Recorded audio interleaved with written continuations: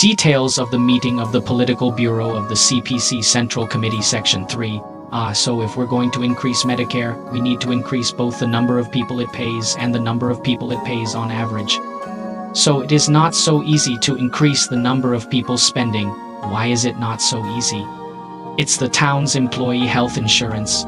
You live right next to the hospital. You have a slight illness today. You go to the hospital, you go downstairs, but the density of the residents, the rural period of the hospital is lower. Therefore, the cost of going to the hospital is higher than that in the city. So to increase the number of people enjoying the average expenditure, it is necessary to increase the density of hospitals at the bottom. This is very, very difficult, so increasing the average number of expenditures, which is very difficult for this resident medical insurance in China, can only increase the average proportion of each expenditure.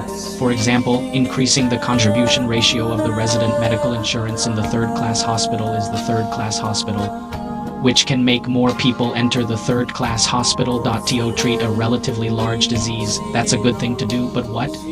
How much money did we have left? I think we just had 900 billion left. Now that the residents have kept saying 1 trillion, even if this part is doubled 2 trillion, it will only make dot in the case of relatively low expenditure of residents' medical insurance. The average expenditure can reach 800 yuan. It's not going to make it to the employee healthcare, but it's going to eat up all the money that's left, and that's not going to happen. So how can Medicare really increase? Generally speaking, it is relatively limited, which is what the document said to be upgraded. Medicare is one number, but what about a larger number? The number of residents and employees participating in the old age insurance is relatively close, with 540 million residents participating in the old age insurance. The number of employees participating in the pension insurance is 520 million. But the expenditure is a big difference, and the residents spending a total of 460 billion yuans a year for the pension of 540 million people. There are 520 million people working for the elderly, and the annual expenditure is 6.3 trillion yuan. This is quite normal in any country. Old age care is the largest expenditure. The average pension for residents is 854 yuans per person. Just note, it's not a month, that's an average of 854 yuans per person per year. Employee pension, an average of 12,115 yuans a year. 12000, this gap is how big? You can think about it. So what about residential pensions? In fact, the average person can get 200 or 300 yuan a month, which is a very, very small amount of money. What about this money? I think flip it. It's probably enough. But I'm doubling it by $400 billion, and that's $900 billion. I believe that the key to solving China's domestic demand is to increase the income and reduce the burden on the middle and low-income groups. Increasing income to build a country does not count. It depends on employment and enterprises to calculate what does the state have to offer. The state can provide relief. So what can be done to lighten the load? Just now, I calculated to reduce the burden.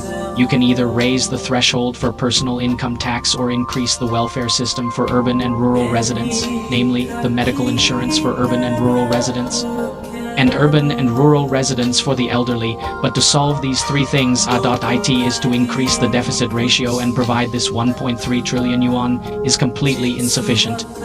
So this part of China to make a statement, but this part of the money will be very limited. I don't think there will be a fundamental change next year, whether it is to reduce the burden of personal income tax or the medical insurance and pension for urban and rural residents. It is because the money of 1.3 people has to go to the 3 insurance funds is actually completely insufficient. Well, we have already said one part. What part to say? Finished this Central Economic Work Conference inside the real structural incremental part, but this part of my conclusion is not enough. What about everything else? What are they doing? Let's just talk about the ambivalence. Two-hearted is a new concept this year, the so-called two-hearted. A new round of large-scale equipment upgrading and consumer goods have been replaced. And the so-called 2 major national strategies have been implemented and security capacity building has been carried out in key areas. To put it bluntly, the second is infrastructure construction. And the first is mainly the part of replacing old consumer goods with new ones. And the part of replacing old consumer goods with new ones is reaping dividends this year, which is effective.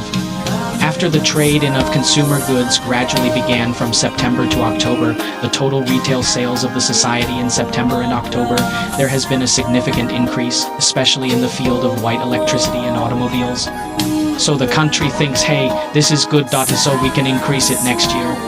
To increase by how much? 2024 from July, the National Development and Reform Commission under this overall fund, about 300 billion yuans. The super long-term special treasury bonds to do this 2 stars is the old part of the new part. This part gradually in the 1990s start implementing it. If we increase the ratio to $600 billion next year, we can double the amount next year. Super long-term debt from 1 trillion to 2 trillion, this to 600 billion, expected to 600 billion. 600 billion can stimulate how much actual consumption? According to the past data, this old exchange of funds driving consumption may have 7 times the effect. You say the state provides a 7th residence with 6/7 for consumption, so this 600 billion can be spent next year, which can pull 4.2 trillion yuan of consumption. What kind of amount is 4.2 trillion in consumption?